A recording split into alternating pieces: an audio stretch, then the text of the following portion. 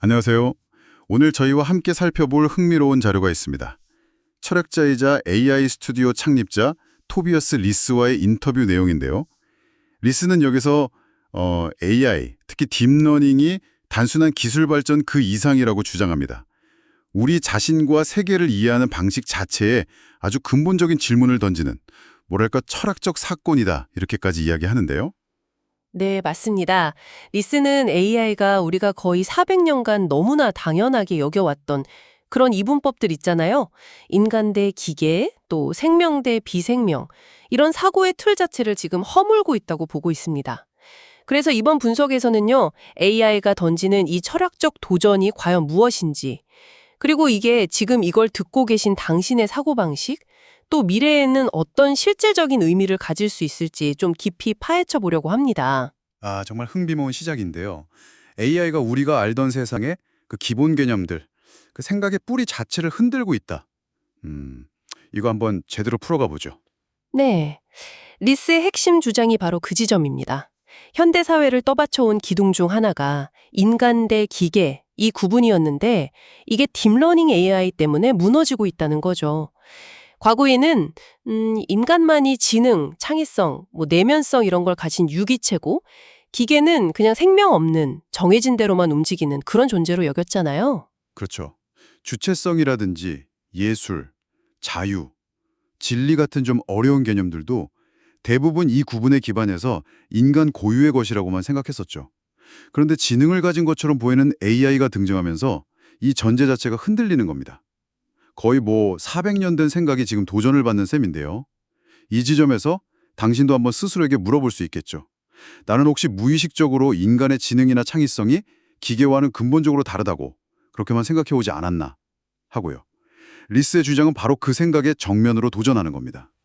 네, 그래서 리스는 사람들이 흔히 묻는 질문, AI가 정말로 지능적인가? 하는 이 질문 자체를 좀 비판적으로 봐요. 어쩌면 그 질문 뒤에는 인간 우월주의에 대한 어떤 향수가 깔려 있을 수 있다고 지적하거든요. 중요한 건 AI가 우리랑 똑같냐 아니냐가 아니라 우리와는 다른 방식으로 지능적이라는 점이라는 거죠. 다른 방식의 지능이라. 그게 뭘까요? 그러니까 AI는 경험에서 배우고 나름의 논리를 이해하고 또 그걸 추상화하는 능력을 분명히 갖췄어요. 특히 인간이 처리 못하는 방대한 데이터를 분석해서 우리가 보지 못하는 패턴, 미시적이든 거시적이든요. 그런 논리 구조를 발견할 수 있죠. 체스나 단백질 구조 분석 같은 예시가 딱 떠오르네요. 이미 인간을 넘어선 분야들이 있으니까요. 맞습니다. 하지만 동시에 리스는 여기서 아주 중요한 선을 그어요. 인간 지능의 핵심적인 차원. 예를 들면 자기 삶을 살아가려는 어떤 내면성 혹은 성찰 같은 것은 AI에게는 없다고 분명히 말합니다. 그러니까 AI가 도구로서의 지능은 뛰어나지만 우리 같은 내적 동기나 삶의 의미를 추구하는 그런 건 없다는 거군요. 그렇죠. 정보 처리 능력은 탁월하지만 스스로의 존재 이유를 묻거나 하지는 않는다는 거죠. 생각의 파트너는 될 수 있어도요. 그렇다면 과거의 AI랑 지금의 딥러닝은 또 어떻게 다른 건가요? 이것도 중요할 것 같은데요. 네, 아주 중요한 포인트입니다. 과거의 소위 상징적 AI는 정해진 규칙 기반으로 움직이는, 그러니까 닫힌 시스템이었죠. 말 그대로 도구에 가까웠습니다. 반면에 딥러닝 시스템은 스스로 학습하고 계속 적응하잖아요. 프로그래밍 되지 않은 예측 불가능한 상황에도 나름대로 대응하는 열린 특성을 보이고, 그래서 일종의 행위자성을 가진다고 리스는 표현합니다. 행위자성이라. 근데 그 말이 조금 강하게 들릴 수도 있을 것 같아요. AI가 정말 스스로 의도를 갖고 행동한다는 뜻인가요? 아니면 그냥 복잡한 패턴 처리의 결과인데 우리가 그렇게 해석하는 걸까요? 리스는 이 부분을 좀 더 자세히 설명하나요? 네, 좋은 질문입니다.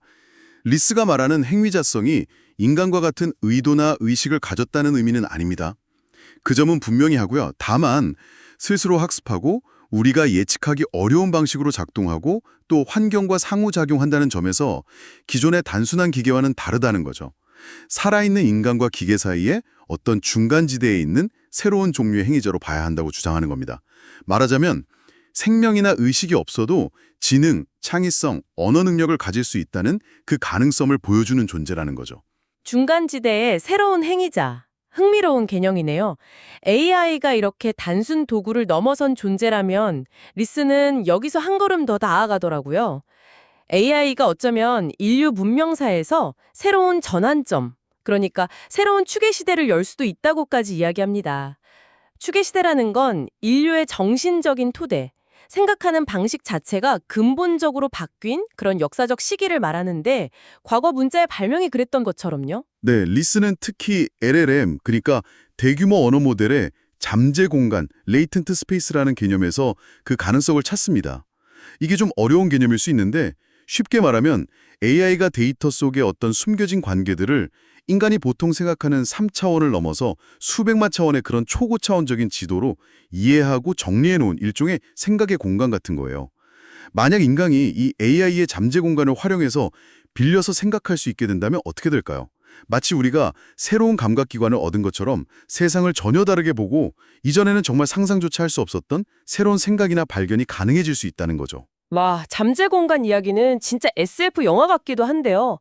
근데 또 생각해보면 우리가 쓰는 검색 엔진이나 추천 알고리즘 같은 게 이미 좀 비슷한 걸 하고 있는 건가 싶기도 하고요. 확실히 인간과 AI의 경계가 점점 모호해지는 그런 느낌이 드네요. 바로 그런 관점에서 리스는 AI를 자꾸 경쟁자로만 볼 게 아니라 공생, 심바이오시스 관계로 봐야 한다고 아주 강조합니다. 이게 1960년대에 리클라이더라는 사람이 제시했던 인간 컴퓨터 공생 개념과도 이어지는데요.